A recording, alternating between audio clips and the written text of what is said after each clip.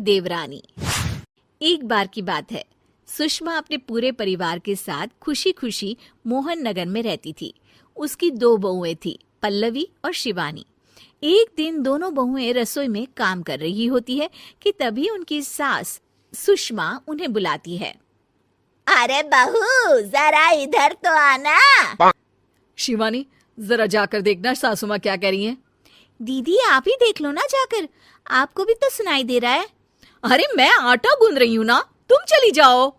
हाँ तो मैं भी तो सब्जी काट रही हूँ ना दीदी। अरे बहू जल्दी आओ। ओह, ये तो जाएगी नहीं, मैं ही जाकर देखती हूँ कि क्या करना है।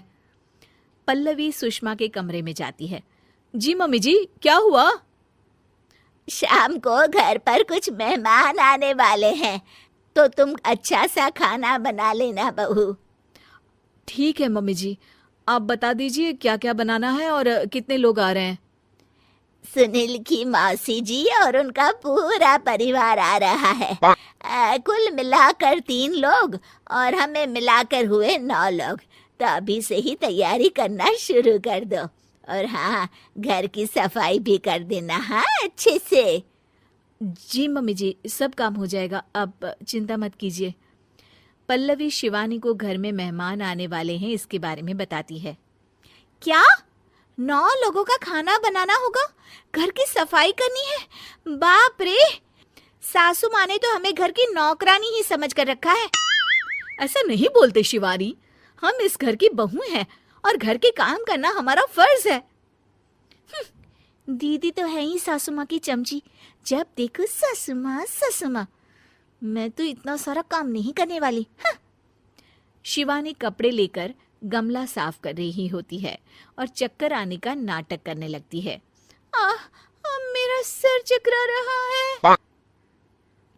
तभी वहां पल्लवी और सासू माँ जाते हैं। अरे बहू, क्या हो गया तुम्हें? मम्मी जी, बहुत तेज सर में दर्द हो रहा है। तुम एक काम करो शिवानी, आराम कर लो। नहीं नहीं दीदी, घर में मेहमान आने वाले हैं, मुझे आपकी मदद करनी चाहिए। अरे कोई बात नहीं शिवानी, तुम आराम कर लो, मैं सब काम कर लूंगी। ठीक है दीदी, अगर आप इतना कह रही हैं तो आराम कर लेती हूँ। शिवानी आराम से अपने कमरे में मैगजीन पढ़ रही होती है। इसे कहते हैं आराम की जिंदगी। इतना सारा काम। चलो, सारा काम खत्म हो गया, शिवानी को देख आती हूँ। शिवानी अपने कमरे में ईयरफोन में गाने सुनते सुनते सो जाती है और उसके साइड में मैगजीन भी रखी होती है। पल्लवी वहां आ जाती है और वो सब देखती है। ओहो, तो मतलब सब काम चोरी का बहाना था। अभी बताती हूँ इसको। घर का सारा काम मुझे करना पड़ा और ये महारानी यहाँ मैगजीन पढ़ रही है, गाने सुन रही है। पल्लवी रसोई से एक प्लेट और चम्मच लेकर आती है और शिवानी को थाली बजाकर उठाने लगती है। शिवानी अचानक से उठती है। उठ गई महारानी, गाने भी सुन लिए, मैगजीन भी पढ़ ली। तुम तो बहुत बड़ी झूठी निकली शिवानी। तुमने सर दर्द का बहाना बनाया ताकि काम करने से बच सको। हाँ बनाया बहाना, तो क्या करती, इतने सारे काम करती। मुझे कोई शौक नहीं है चापलूसी का। क्या चापलूसी? तुम्हें लगता है कि मैं सारे काम चापलूसी के लिए कर रही हूँ? और नहीं तो क्या। तभी वहां सासू माँ आ जाती हैं। अरे बहू, वो लोग बस आने ही वाले हैं, तुम तैयारियां कर लो। जी सासू माँ, तुझे तो मैं बाद में देखती हूँ। सब खाना खाने बैठते हैं और खाना शुरू करते हैं। तभी सुनील की मौसी बोलती है। वाह भाई वाह, खाना तो बहुत ही अच्छा बना है सुषमा जी, एक एक चीज में क्या स्वाद है। ये सुनकर शिवानी मुंह बना लेती है। उसे अपनी जेठानी की इतनी तारीफ रास नहीं आती। आपकी बहुएं तो बहुत ही अच्छा खाना बनाती हैं।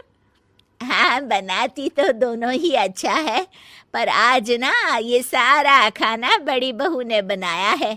छोटी बहू की तबीयत ठीक नहीं थी, सो इसलिए। मानना पड़ेगा सुषमा जी, आपकी बड़ी बहू तो बहुत ही गुणवान है। पल्लवी की तारीफ सुनकर शिवानी को जलन होती है।